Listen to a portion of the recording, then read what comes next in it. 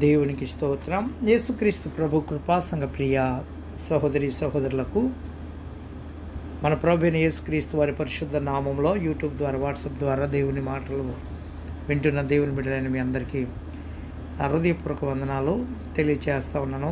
దేవుని బిడ్డలారా, మరి ఈరోజు ఈ ఉదయకాల సమయం అనగా మంగళవారం దినము 27వ తారీఖు ఆగస్టు నెల 2024 సంవత్సరం. దేవుడు మనకిచ్చిన వాక్యము పరిశుద్ధ గ్రంథము నుండి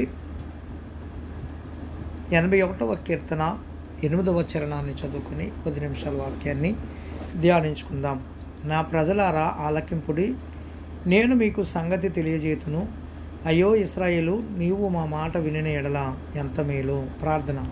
పరిశుద్ధుడా, ప్రేమమేడు మా తండ్రి, సర్వాధికారి అయిన మా ప్రభువా, మీ ఘనమైన నామానికి స్తుతులు స్తోత్రాలు వందనాలు చెల్లిస్తున్నాం నాయన. ఇంతవరకు మీ ఆధీనంలో స్వాధీనంలో మీ కాపుదల్లో మమ్మల్ని అందరి నుంచి కాచి కాపాడిన రీతిని బట్టి మేము చెల్లిస్తున్నాం. వాక్యం ద్వారా మాతో మాట్లాడి మమ్మల్ని బలపరచమని యేసుక్రీస్తు వారి నామంలో ప్రార్థించి వాక్యంను ధ్యానించుతున్నాము తండ్రి, ఆమేన్. ప్రభునందు ప్రియ దేవుని బిడ్డలారా, 81వ కీర్తన 8వ చరణంలో నా ప్రజలారా అనగా నేను ప్రేమించేటువంటి నా బిడ్డలారా ఆలకింపుడి, ఆలకించండి, నేను మీకు సంగతి తెలియజేతును.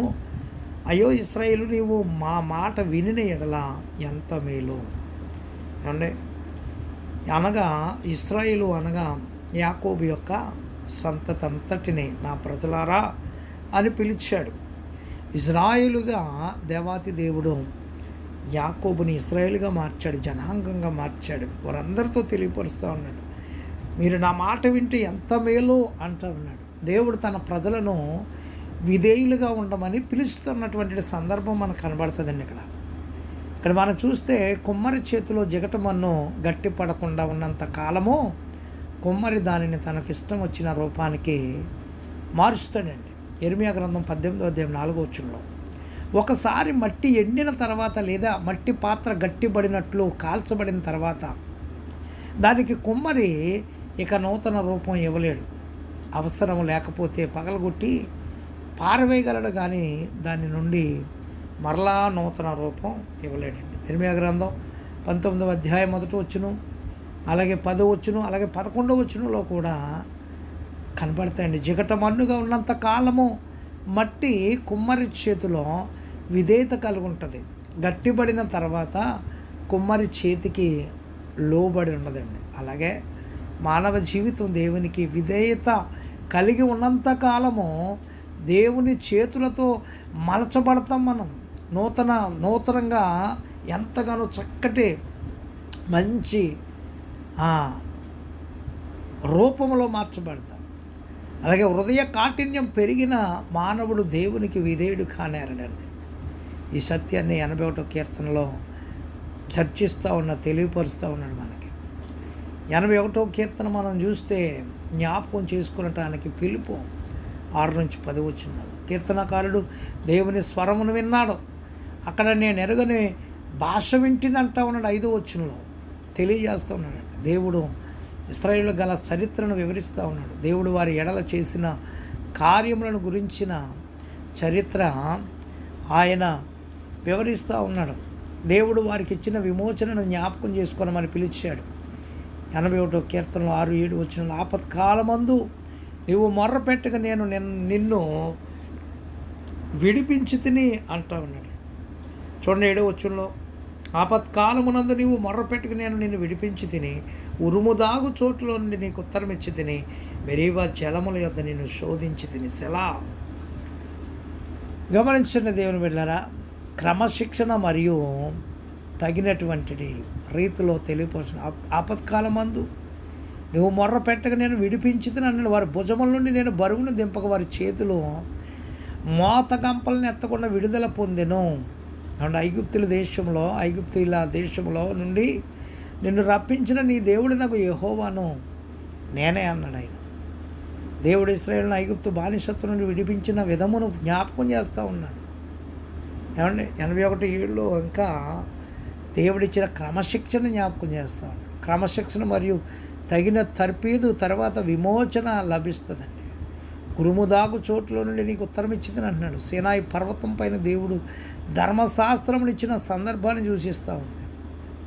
దేవుడు తన వాక్యం ద్వారా శిక్షణ ఇచ్చాడు. దేవుడు తన ధర్మశాస్త్రములు ఇచ్చి వారిని క్రమశిక్షణలో సిద్ధపరిచాడు.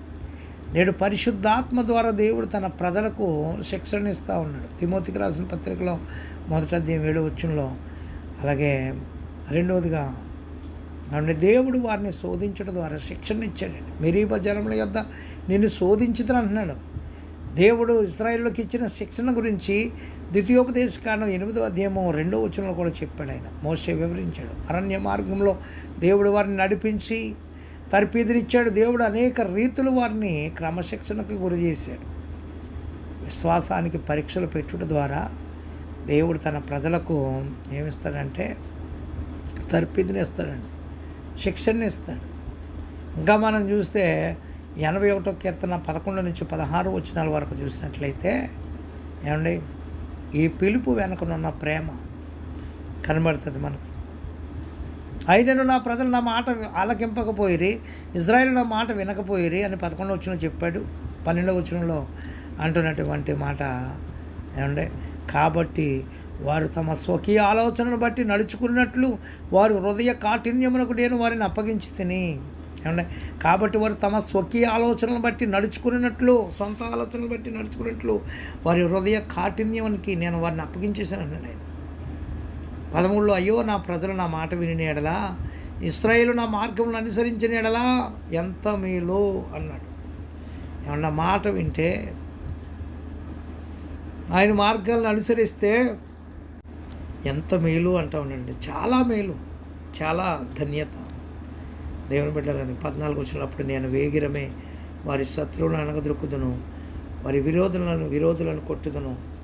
యెహోవాను దేశించు వారు వారికి లొంగుదురు, వారి కాలము శాశ్వతంగా నుండును. 16వ వచనంలో, అతి శ్రేష్టమైన గోధుమలను అనుగ్రహించి నేను వారిని పోషించుదును, కొండ తేనెతో నిన్ను తృప్తిపరచుదును అంటే అంటున్నటువంటి మాట.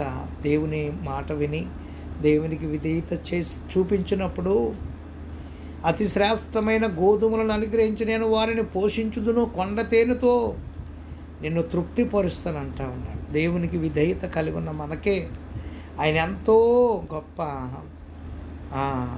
ఆశీర్వాదాలు, మేలులు, దీవెనలో అనుగ్రహించువాడై ఉన్నాడని ఇక్కడ కనబడుతూ ఉంది. ఈ పిలుపు వెనకనున్న ప్రేమ, ఆయన పిలుపు ప్రేమతో కూడిందండి. అయ్యో నా ప్రజలు నా మాట విని ఎడల, ఇశ్రాయేలు నా మార్గంలో అనుసరించిన ఎడల ఎంత మేలు. ఈ మాటలు యెరూషలేమునకు యేసు ప్రభు వారు ఇచ్చిన పిలుపును జ్ఞాపకం చేస్తూ ఉందండి. మత్తయి సువార్త 23వ అధ్యాయం 37 నుంచి చూస్తే, అలాగే లూకాసు వార్తలో ఆ పట్టణం కొరకు ప్రభువు ఎంతగానో విలపించాడండి. 19వ లూకాసు వార్త 19వ అధ్యాయము 41, 42లో కూడా మనకు కనబడతాయి. ఏమంటే పిలుపులో ఉన్న ఆజ్ఞ, ఏమంటే 81 కీర్తన 8, 9 వచనాల్లో పశ్చాత్తాపానికి పిలువబడుట. ఏమంటే అంటే ఆయన వారి కఠిన హృదయాన్ని, చెడు మార్గాలను విడిచి దేవునికి విధేయులుగా ఉండమని ఆజ్ఞాపించుతూ ఉన్నాడండి. నా ప్రజలారా ఆలకింపుడి, నేను మీకు సంగతి తెలియజేస్తున్నా. అయ్యో ఇశ్రాయేలు, నీవు నా మాట విని ఎడలంత మేలు. అన్యులు దేవతల్లో దేనిని నీవు పూజింపకూడదు అన్నాడు. పిలుపును తృణీకరిస్తే కలిగే ఫలము అయినను వారి దేవుని పిలుపుకు లోబడనందువలన వారి హృదయ కాఠిన్యమునకు వారిని అప్పగించాడు. దేవుని ప్రేమపూర్వక ఏమంటే దయాపూర్వక పిలుపును నిర్లక్ష్యం చేయటే వారికి శాపం. ఆయన వాక్యమును తృణీకరించారు. దేవుడు విడిచిపెట్టిన తరువాత పరిస్థితి భయంకరం అండి. రోమపత్రికలో 1వ అధ్యాయం 24, 26, 28లో పిలుపుకు విధేయులైతే కలిగేటువంటి ఫలితాలు 81వ కీర్తన 10 నుంచి 14 వచనాల్లో, 14 నుంచి 16 వచనాలు దేవుని సమృద్ధికరమైన వనరుల్ని పొందుకుంటామని అంటా ఉన్నాడు. నీ నోరు బాగుగా తెరువు, నేను దానిని నింపుదును అన్నాడు. అతి శ్రేష్టమైన గోధుమలను అనుగ్రహించి నేను వారిని పోషిస్తాను అన్నాడు. కొండ తేనెతో నిన్ను తృప్తిపరుస్తాను అన్నాడు. దేవుని విజయాన్ని పొందుకుంటామని. అప్పుడు నేను వేగిరమే వారి శత్రువులను అనగదొక్కుదును, వారి విరోధులను కొట్టుదును అంటా ఉన్నాడు. ఏమంటే సంతోషించి స్తుతించుటకు పిలుపు. గమనించండి దేవుని బిడ్డలారా, దేవుడు తన ప్రజలను ఆనందగానం చేయడానికి, ఉత్సాహధ్వని చేయటానికి కీర్తనలు పాడి వాయిద్యాల్ని వాయించుచు పండగ ఆచరించడానికి పిలుచుతున్నాడు. దేవుడు దయచేసిన విజయాలను బట్టి దేవుని స్తుతించడానికి, ఆరాధించడానికి ఉత్సాహించడానికే పిలుస్తానండి. పిలుపులకు రాసిన పత్రిక 4వ అధ్యాయము 4వ వచనంలో ఇప్పుడు కూడా ఆనందంగా ఉండమని తెలియపరుస్తూ ఉంటాను. దేవుని యందే ఆనందం, సంతోషం అని ప్రభు నామములో తెలియజేస్తూ ఈ మాటలు ముగిస్తాను. దేవుడి కొద్ది మాటలు మన వెనుకడిలో దీవించునుగాక. తండ్రి, కుమార, పరిశుద్ధాత్మ త్రియేక దేవుని దీవెన మనందరికీ తోడై ఉండి కాపాడనుగాక. ప్రభు పనిలో మీ ఆత్మీయ సహోదరుడు పాస్టర్ ఎలీషా రాజు మస్కట్ నుండి. God bless you all.